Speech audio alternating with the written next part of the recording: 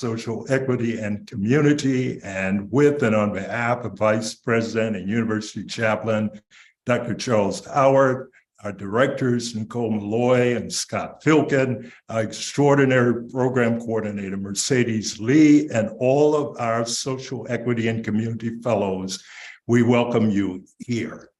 Our focus topic for this year is voting rights in the United States, and we are eagerly looking forward to the conversation among our distinguished panel, who will join Penn President Liz McGill in this exchange, and she will serve as moderator. The president and the panelists will be introduced momentarily by one of our Penn undergraduates who is a fellow here in the Office of Social Equity and Community.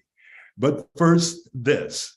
As all are aware, the fight and the struggle for voting rights has been a long and costly one in this country. African-American men were granted the right to vote constitutionally by the ratification of the 15th Amendment in 1870, and it will be 50 years later that Black women and other women would have access to the ballot box.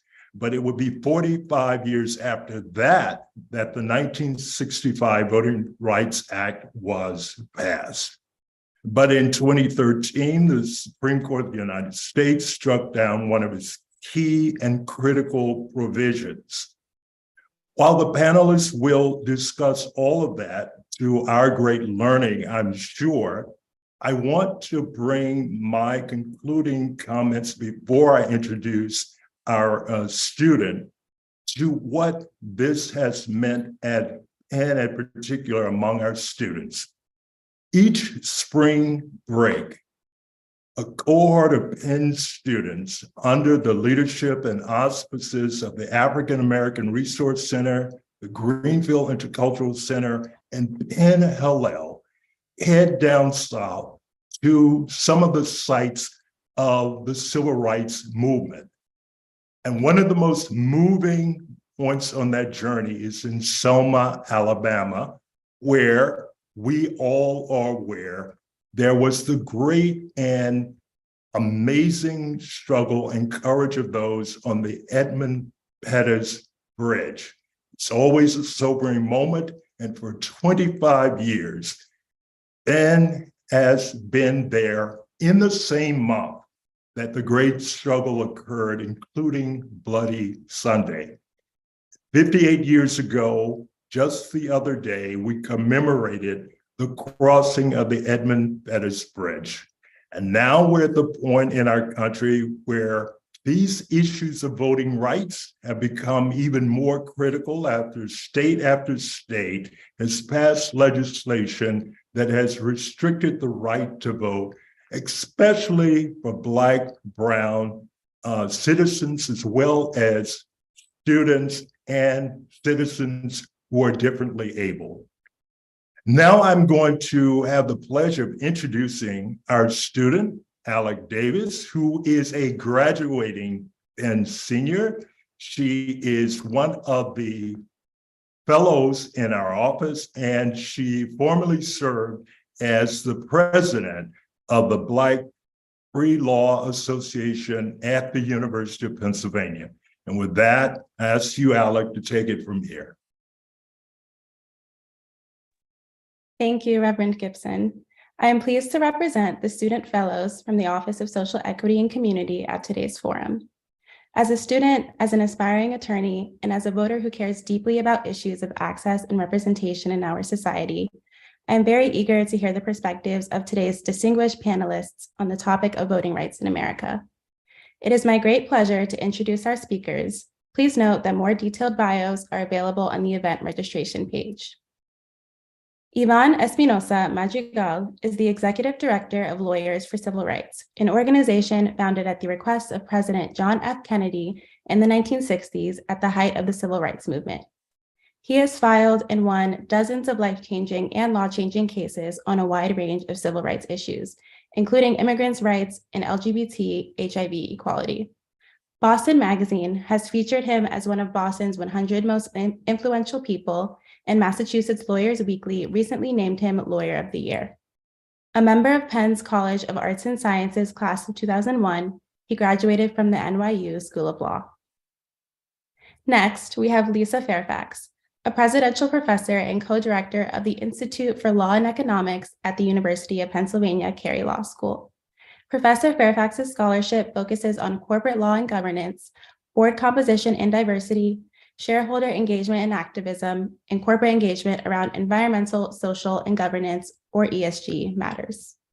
The Securities and Exchange Commission, or the SEC, extensively cited her comment letter on board diversity in its July 2021 order approving NASDAQ's landmark board diversity rule.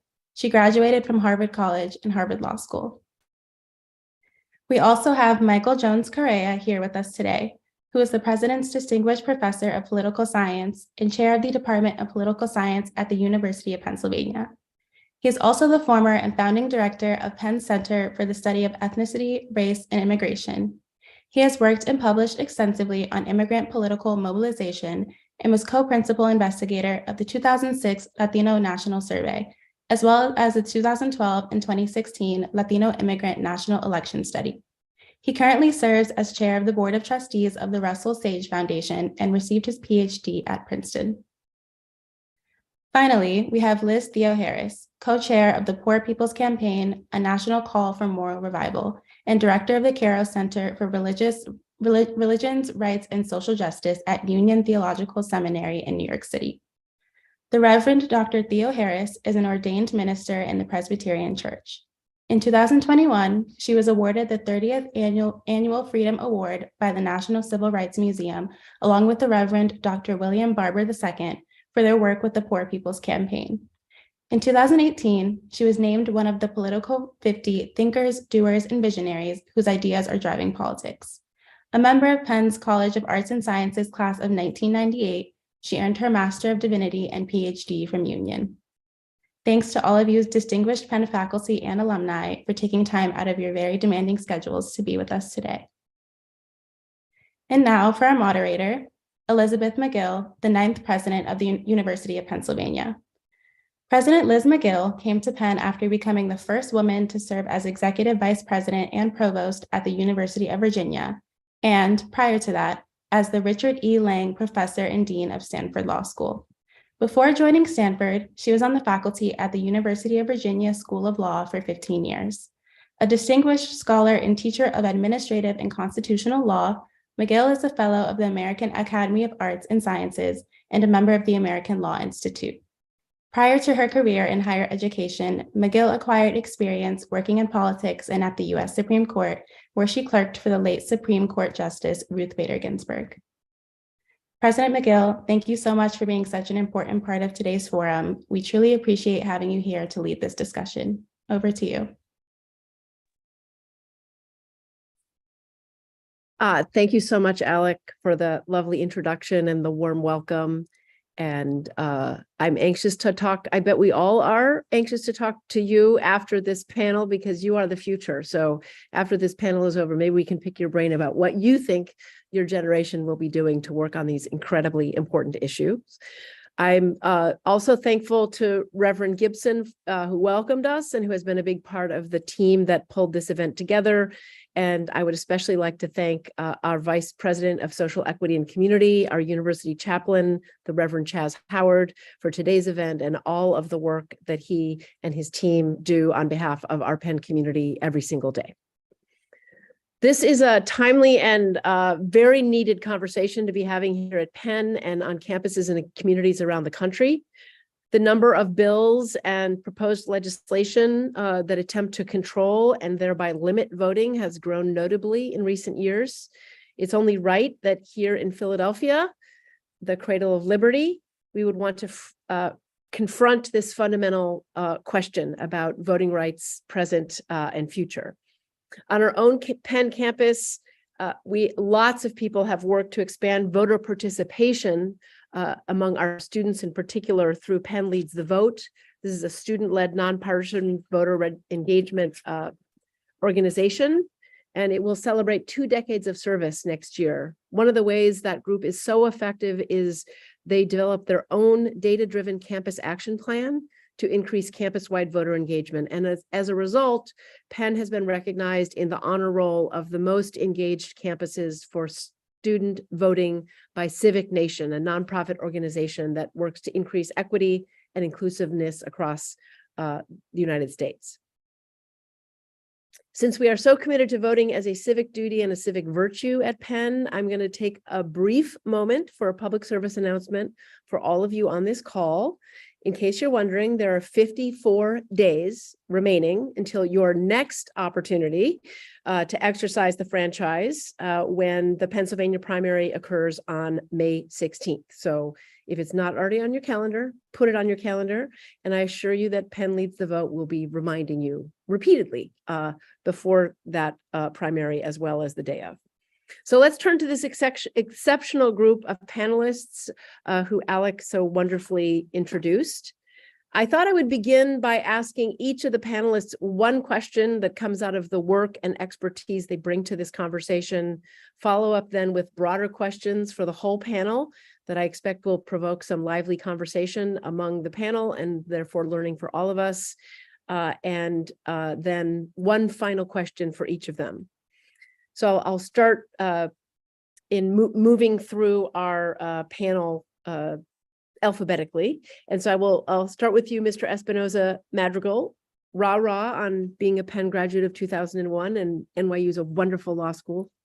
It's almost as good as Penn Carey Law, but it's a wonderful law school. You lead, of course, the Lawyers for Civil Rights. As Alec told us, that traces its history back to a request from President Kennedy during the Civil Rights era. I think we think in those of us who aren't working on this every day and deeply expert, we think of that as a period of time when issues of voting restrictions were particularly acute in the American South. And I guess my question to you is that still the case? Should we be thinking about this issue as a mainly regional issue? Or as I suspect you'll tell us, the landscape has changed. And what does the landscape look like now in terms of voting restrictions? And what does that mean in terms of our efforts to defend voting rights in the coming years?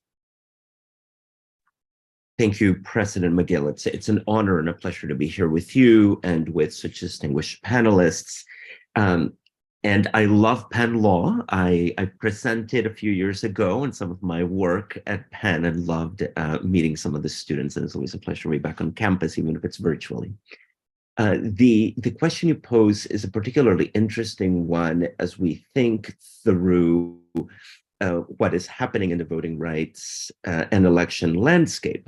We're coming from a period where even the legitimacy of elections is being challenged at the highest of levels, and where much of that also percolates down to how state officials even certify elections. And so we're thinking about voting not just in the traditional implications from the civil rights era in terms of what are the barriers and obstacles that have existed for a long time and that continue to exist. How do we eradicate those barriers, and how do we empower more people to exercise the franchise along the lines that you just described? And so we need to think not just about the traditional barriers, how people have obstacles.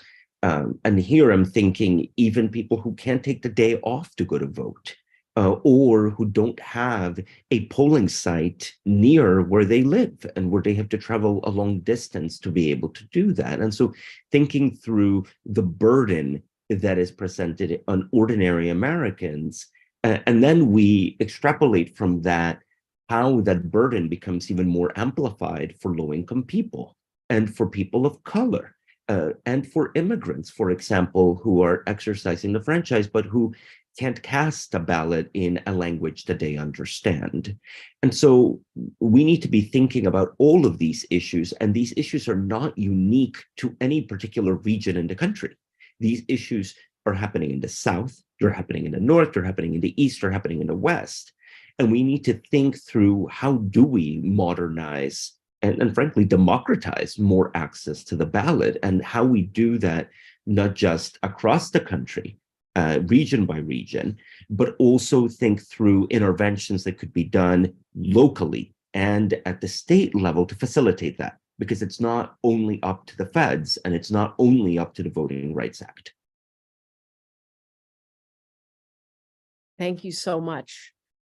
Professor Fairfax, I'm going to ask you the next question, and we're so thrilled to have you at Penn Carey Law.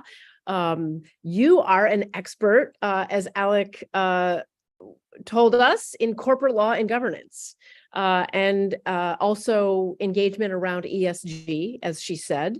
I think, you know, the first question, which is just,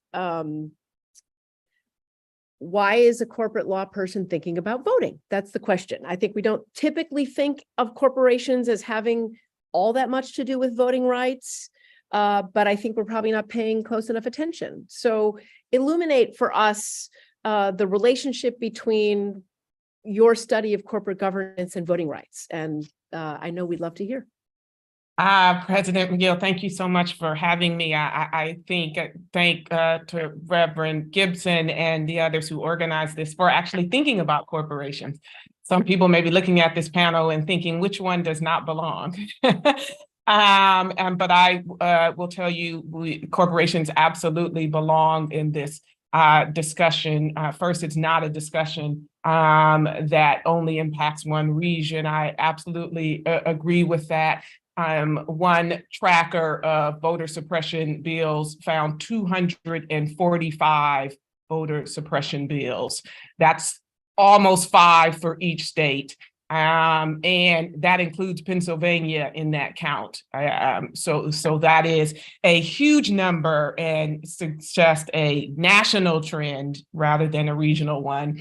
On the one hand, for those paying attention, we've seen corporations come out and make statements in an unprecedented way around the importance of voting rights. Over 400 companies have made individual statements. Over 200 companies signed a Civic Alliance joint statement. Over 150 companies signed a letter urging support of the Voting Rights Act in honor of John Lewis. Over 250 companies created a voting coalition to support voting rights, and the Business Roundtable, which is the nonprofit association of CEOs of America's leading companies, issued a statement supporting voting rights and urging companies to ensure that state laws guarantee the right to vote. And the statements on these things are strong. We stand in solidarity with voters, including Black voters.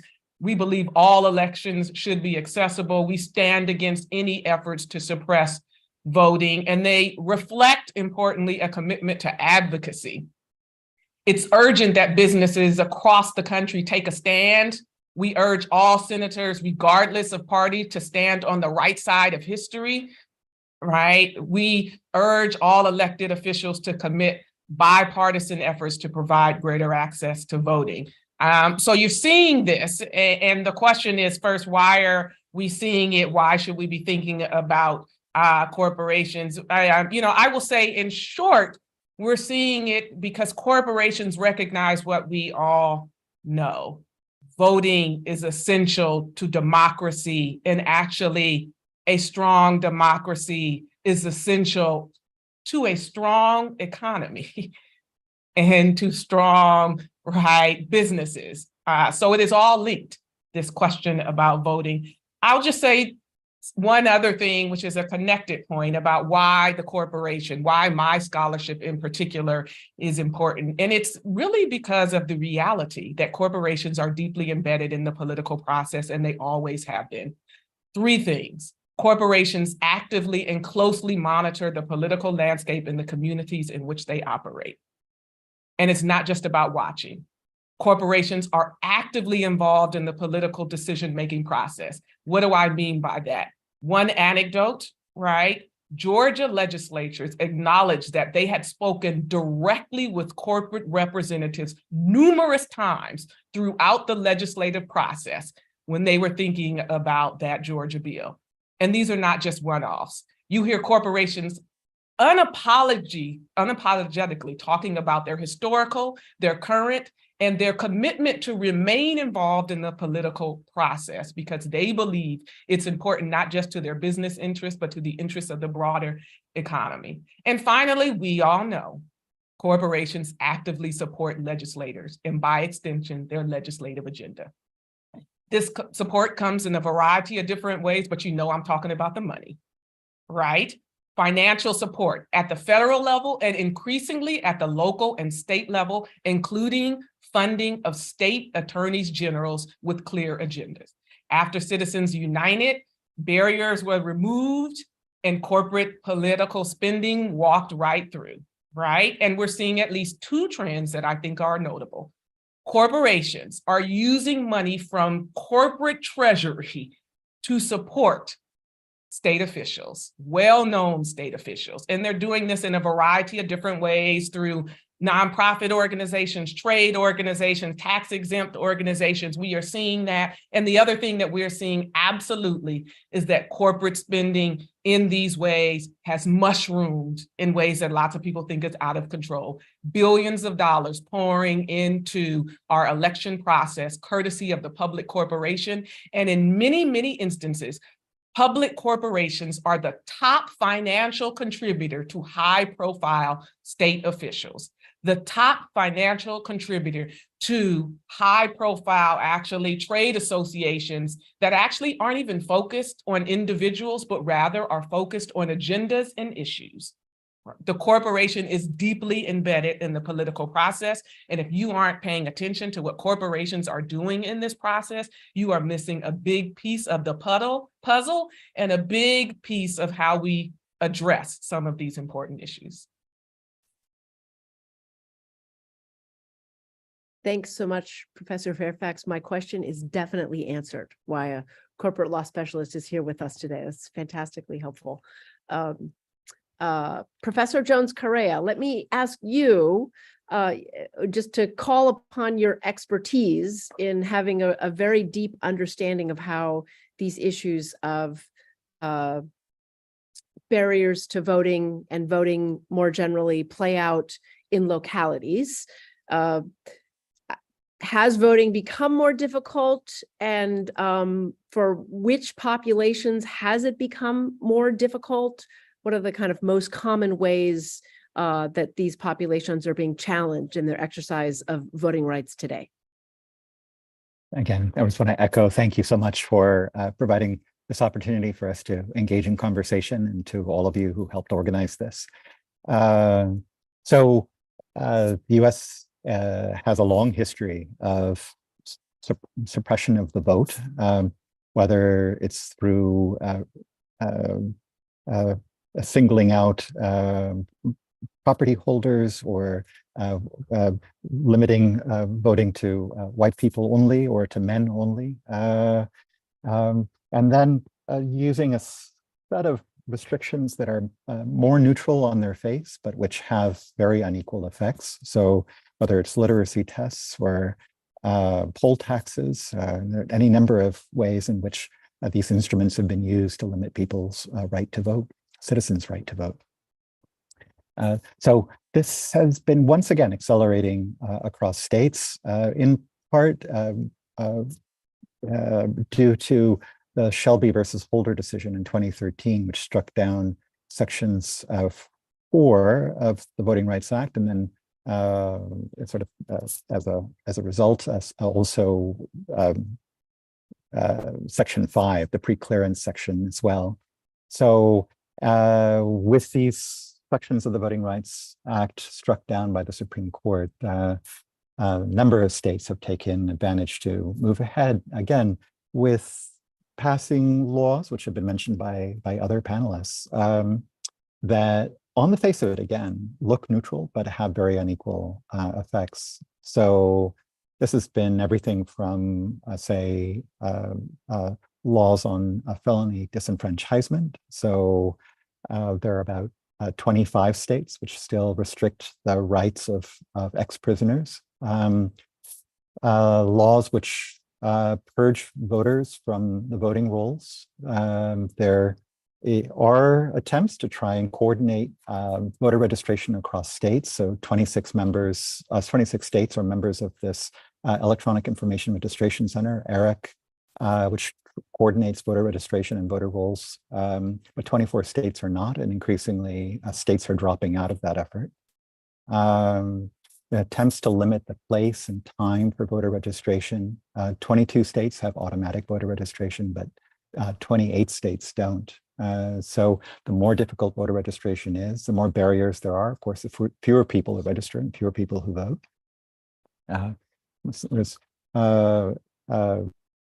Ivan had mentioned limitations on polls and where polls are placed. There's a lot of research showing that as states diminish the number of polls, make it harder for people to find where to vote, of course, voting goes down and the waits for voting times get longer. Limits on mail balloting. So 27 states allow mail balloting, but 23 do not. And all of these are sort of these barriers that just make things cumulatively more difficult for voters to cast their ballots. And the people who are impacted, again, others have mentioned this. Who's most impacted?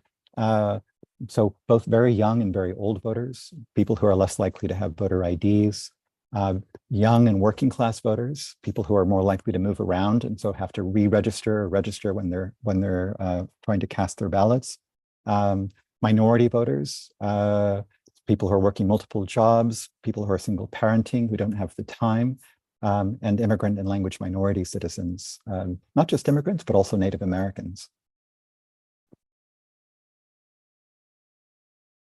Thank you so much for that. We all learned a lot from the answer. More to discuss. Reverend Theoharis, could I ask you a question? It's a species in some way of the question to Professor Fairfax, which is, why is a corporate law person interested in voting? I think she answered that quite decisively and contributed a lot. In your case, the clergy have been deeply connected to voting for a long time, and certainly in the civil rights era, but I know before that. Can you talk a little bit about your calling as a minister and the relationship between that and the work that you are doing on voting rights and the connection and contribution you're making as a result? Indeed, thank you so much, and just echoing my appreciation alongside and to be alongside this amazing panel of folks. So indeed, I mean, there's a strong call in our sacred scriptures.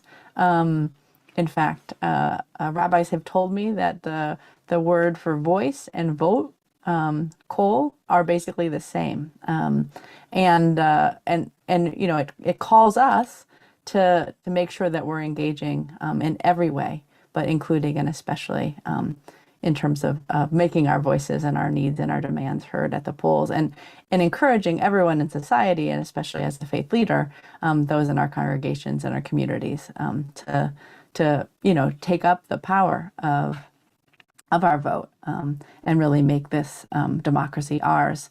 Now, in the work that I do as the director of the Kairos Center and co-chair of the Poor People's Campaign, we're particularly focusing on the impact of poor and low-income voters coming together and voting. You know, actually, a third of the electorate at this point is poor and low-income. And in many battleground races and states, it's upwards of 40 to 45% of those that are voting, not just eligible to vote, but voting, are poor and low-income people. And yet, we can go through election campaign and election over and over for really decades now, and not hear really the needs and priorities of poor and low-income voters. And as we've already heard from other panelists, it's poor and low-income folks, it's people of color, it's young people, it's older people, all kind of disproportionately poor, groups that are poor, who are facing the worst of voter suppression, both through laws, but then also, you know, we've conducted various studies and seen that it's for sure, starting with the kind of voter suppression laws and the gerrymandering and the, redistricting where politicians get to pick their voters rather than voters getting to pick their politicians. But also, the fact that we, it's not an election day is not a holiday. People do not get off work for it.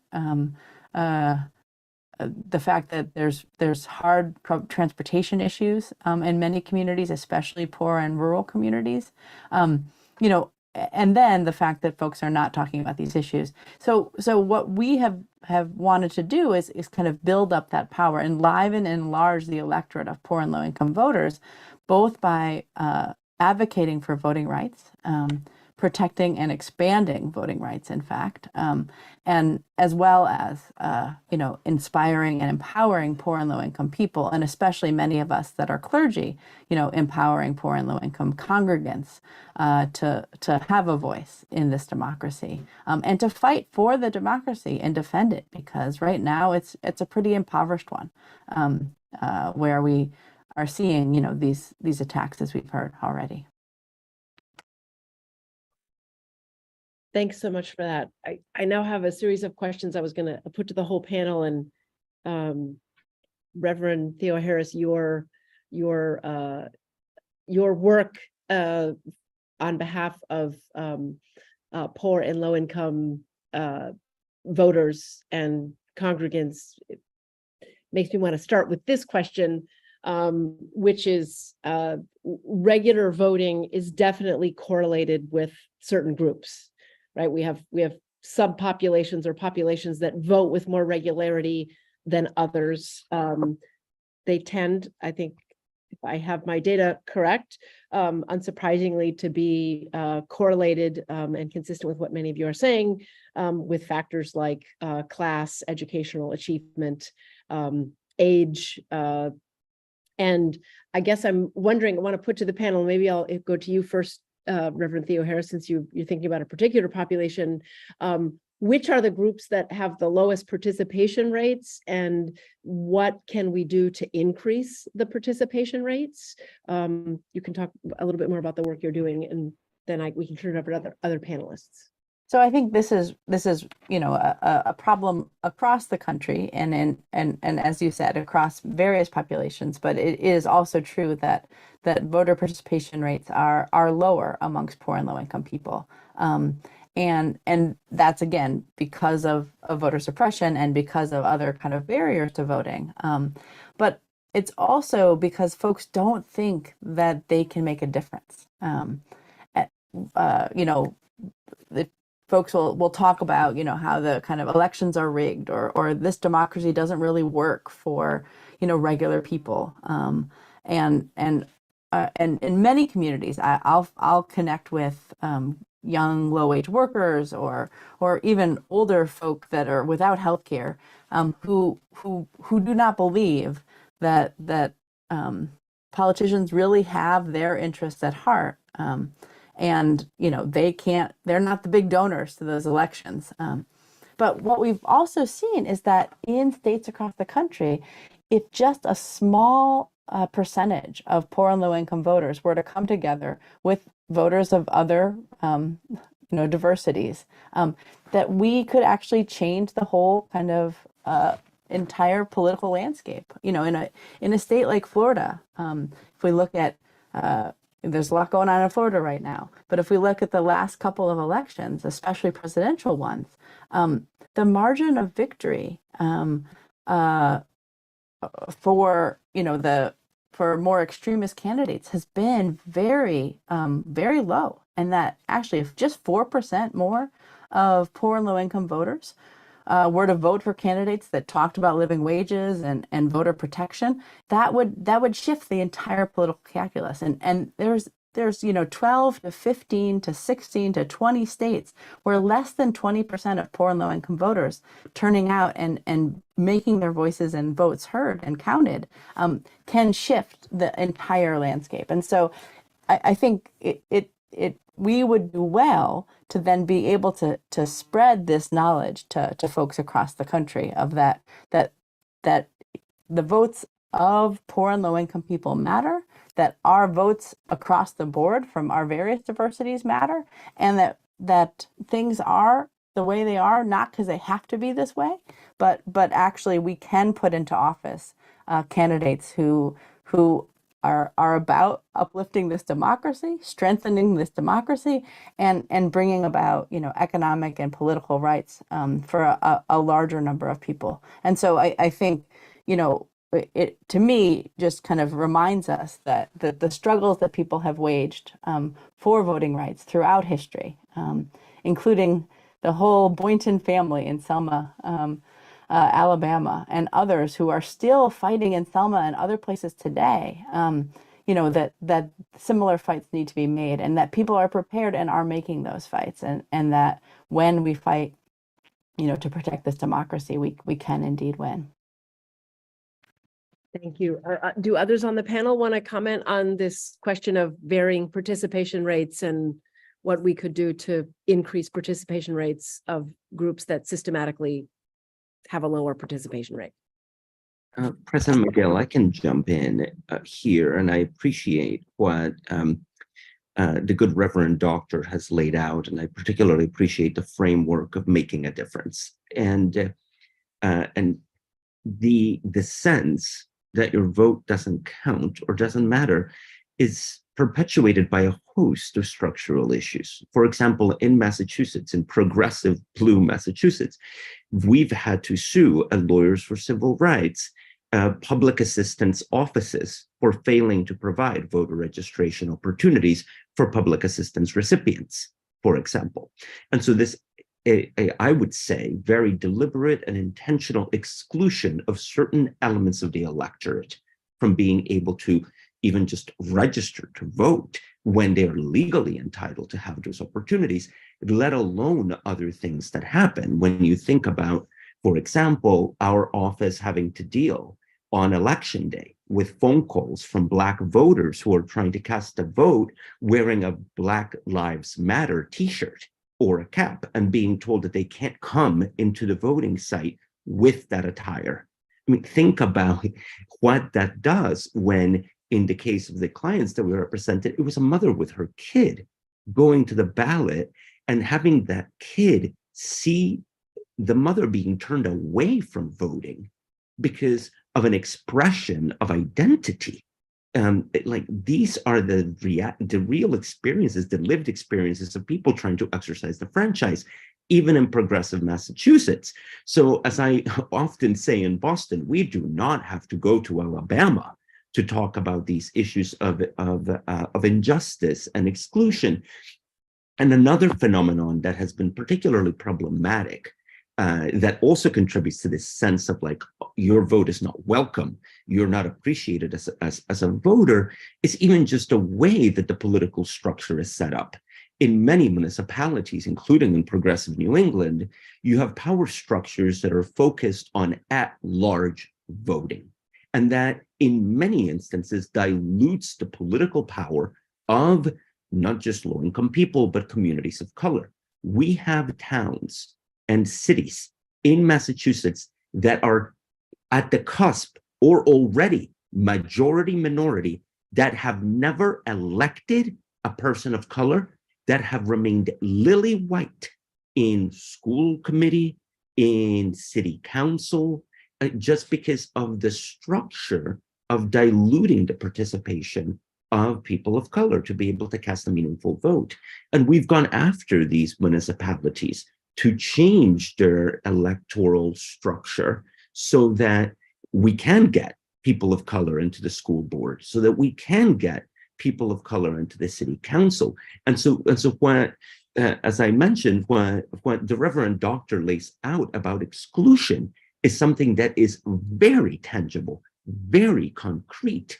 Many people talk also about how this falls along lines of identity, for example, with Latino political participation being low. But the bottom line remains that there is no effort to welcome or activate voters that are different along the lines of diversities that were put on the table. And until we have that meaningful incorporation, that meaningful access, which is legally required, and also necessary to foster the democracy that we all want to see. Until we activate these diverse constituencies, we will remain impoverished in the way that was just outlined. Can I just add really quickly? I think as you know, I'm not a voting rights scholar, but I do think it's important to note that corporations who are talking about these issues have acknowledged the intimate connection between voting rights and its impact on diversity, equity, and inclusion.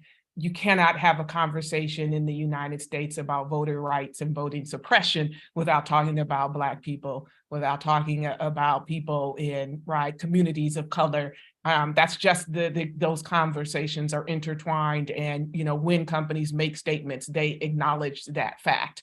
And it's just a fact that these laws have an inequitable impact, and oftentimes intentionally so, just to be clear.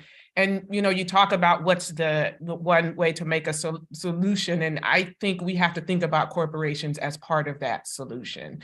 The rigorous enforcement of voting rights has an impact on people's ability to vote, right? But there are also studies that show that when voting rights are rigorously enforced, the racial wealth gap shrinks. Why is that? Because this is an ecosystem that is intimately connected. And because when people can vote and vote around issues that matter to them, that allow them greater participation in other ways, they get access in other ways, right? That has a direct impact on their livelihood and their economic bottom line. And corporations know this. And that's why we have to think about them as part of the solution, because they're in the room where it happens. They, I told you, are a part of that legislative political process. And so they have to be part of the solution. They have to use their voice for good. They have to use and stand up for these issues that are critical to our democracy. They have to restrict problematic funding, and they have to fund in ways that align with whatever they say their political values are, because the money is important. And making sure that we either have good legislation in place or we are undermining problematic legislation is, of course, a part of the solution, so that when they get to have this opportunity to vote, they're not turned away based on laws on the books that kind of we have allowed to occur. So just to keep in mind that it's everybody together. We have to empower our voting public to vote, but we have to make sure that companies are involved in helping to eradicate the barriers that some of them have been funding. I could jump in a little bit. So just to build on what others have been saying, even as Evan was pointing out, even in the bluest states, there's still gaps and barriers to voting.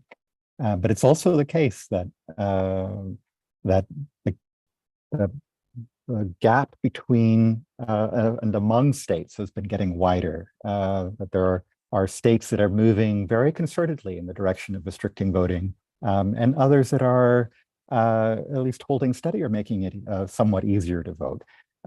So there are very different kinds of battles being fought state by state, and it comes highlights something that Professor Fairfax pointed out earlier, which is the importance of action at the congressional level, the national level, to pass voting legislation that would reaffirm the principles of the Voting Rights Act and extend the Voting Rights Act.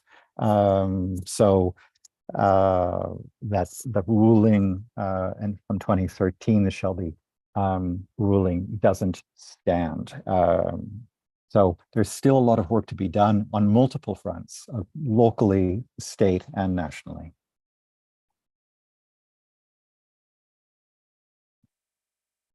Thank you so much. What a edifying conversation. I think those newer to the complex web that is voting might be I don't know if surprised is the right word, but there are certain issues that are as local as it gets that can impede, the lack of voter registration cards at the office that you were speaking about, Mr. Espinoza-Madrigal, and then there are federal issues, but and all in between, all at every level in between, there can be a barrier that needs to be removed, or a barrier that gets imposed, and it's the complexity of it is kind of remarkable, and part of the, I guess, beauty and very difficult nature of the whole enterprise. So I'm curious, just based on the conversation about led by your point, Reverend Theoharis, that people are convinced their vote doesn't matter. And then you had a bunch of things to say after that. And what does this panel think about making voting mandatory in the United States, both as what would be the benefit of that, and is that realistic in any sort of pragmatic way? Can you imagine the possibility of a movement that would turn voting into being mandatory, and if you think it would improve things? I guess I can start on this. There are countries that have mandatory voting. The US is not one of them. It is conceivable that if we had mandatory voting, it would increase voter turnout rates. Almost certainly, countries that have mandatory voting have higher turnout rates. I think pragmatically, it's very unlikely in the United States. The United States seems to be allergic to the idea of mandating anything for anyone. Even if it's to protect people's health. So I think the likelihood of something like mandatory voting is slim. But automatic registration, there are lots of things that can be done to make the whole process easier, to make it more. A number of states now, 7 states now, allow not just no excuse voting, but now run their elections through mail balloting. And again, this is about making the process as frictionless as possible. And that seems to be a more likely path forward than mandatory voting, at least in the United States. And can I just add, to Reverend's point, we have to keep in mind that we're in a system where voting is quite difficult for many members of the population. And we talk about people living in areas where they're not poll places, people not having transportation, people not being let off work. So one of the concerns you have to think about is, what does it mean to mandate voting in a system like that? Will it wind up being more penalty than, right, and that's a penalty that will potentially fall most heavily on the people that we're already talking about, this population of people that just have these barriers, socioeconomic, political, and otherwise. Although I would agree, on the one hand, actually mandates work, so long as you have good preconditions in place for. So I would say, before we go that far, right, we need to be in a place where we have tried to eliminate as many barriers as possible for those who actually do want to vote, whether or not it's standing in line. I would say, before we do that, let's just make it a holiday, and let's see how that works for increasing participation, because I think we have to think through all of the many barriers that we've already been talking about. I couldn't agree more with Professor Fairfax. The bottom line remains that, yes, many countries do mandate, and they also fine people who don't go and vote. And so we're talking specifically about the needs of low-income voters, for example, and you're going to be fined for not being able to go to work in an economy where so many people are working in gig jobs, in hourly jobs. We're taking an hour from work is the difference between being able to make ends meet, put food on the table, pay rent. And so the penalizing element here is highly concerning for the reasons that Professor Fairfax has outlined, particularly with, as we all know, the criminalization of people of color and how these things will be disproportionately impacted. Or communities will be disproportionately impacted. I mean, I think ultimately, I would be happy if we could get more early voting so people have more options and not just that one day. If we could get mail-in ballots to be something that's routine so that people don't have to risk getting COVID to go to the ballot box.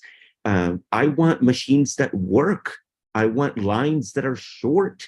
I don't want to have to pull out an ID to vote. And I certainly don't want to have to re-register all the time because they're purging me from a list, right? So I'm just thinking, like, what are the most practical and simple things that I can expect? And it's tough to see that even in Massachusetts, it took a fight to just get early voting funded. And it took a lawsuit from my organization to establish mail-in ballots during the pandemic, during a public health crisis. And so when you think about just, each one of these things is a hill to overcome. The idea of, I just want things to be easier, smoother, let alone an enterprise like actually thinking through mandatory voting. Yeah, and just to jump in here as well, I mean, I think what we're seeing is that in the places and even despite the barriers to voting, folk are going that extra mile, which shows that if you actually take those barriers away, you don't require voter ID, you have same day registration, plus all the things that folk here have been talking about. I think that also sends a message to folks that their votes do count. We also have to talk a little bit about money in politics, though. I mean, that when actually, when folks turn out in huge numbers to vote for policies to lift people up, then those policies have to be passed. And the Chamber of Commerce can't just turn around and try to say and pressure politicians to vote against what their constituents just, push them on. And so I think that this is true in kind of, the way that money pays for elections, but also the relationship between, who gets to hold politicians accountable once they're elected. Is it the money behind them and their big donors, or is it the people that put them there in the first place and who they're supposed to be serving? And so I think, I think part of the reason folks feel disillusioned when they do about is because these issues and some of the policy demands that are out there and prescriptions that are working are not always continued or realized by the politicians that are put in office. And so I mean, I again, I'm not against mandates, but at this point, what we need is to actually protect and expand voting rights. And when we do that, I think it'll pretty much show how the people can actually help to save this democracy. All right, well, our time is getting short, and I'm going to ask one lightning round question to all four of you, and I'm going to be super strict about a one-sentence answer because our time is short. And it is, what is the one thing you would change to improve voting in the country? And you can be as dreamer or pragmatic as you want, as suits you. All right, Professor Jones-Correa, I start with you. What's the one thing you change? Be a dreamer or be a pragmatist, either way. I'm only allowed one. Okay. Only one. Federal holiday for voting, I think would do a lot. Mr. Espinoza-Madrigal, what do you say? Restoring federal oversight over elections and expanding that dramatically, not just from Southern jurisdictions, but to other communities as well. Professor Fairfax. That's the one. Reversing Citizens United and reinstituting the restrictions on corporate political spending.